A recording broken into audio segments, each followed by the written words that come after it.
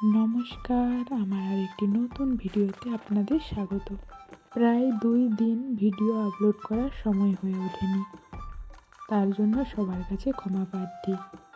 পরশুদিন গিয়েছিলাম একটা অন্নপ্রাশন বাড়িতে।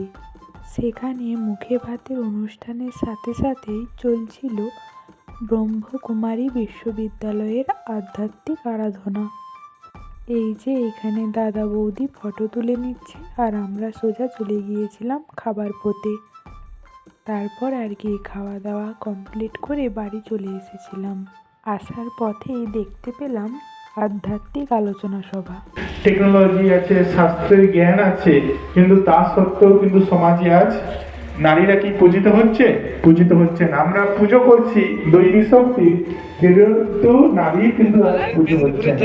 কিন্তু এই প্রজাপিতা ব্রহ্মকুমারী ঈশ্বরীয় বিশ্ববিদ্যালয় বাস্তবে সারা বিশ্বের মধ্যে মহিলা দ্বারা সঞ্চালিত সব থেকে বড় আধ্যাত্মিক শিক্ষা প্রতিষ্ঠান। এবং এই আধ্যাত্মিক শিক্ষা প্রতিষ্ঠানের সমস্ত যে অ্যাডমিনিস্ট্রেটিভ হেড তারা কিন্তু মহিলা।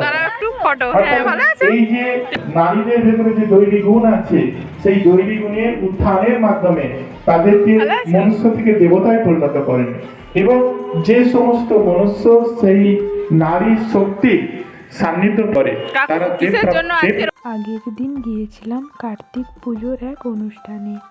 এখানে একটু পুজো দেখে খিচুড়ি প্রসাদ গ্রহণ করে বাড়ি ফিরলাম। আজকের ভিডিওটি এই পর্যন্ত। ভালো লাগলে লাইক, কমেন্ট, শেয়ার করতে বলবেন না কিন্তু। ধন্যবাদ। শুভরাত্রি। সবাই ভালো থাকবেন। টাটা।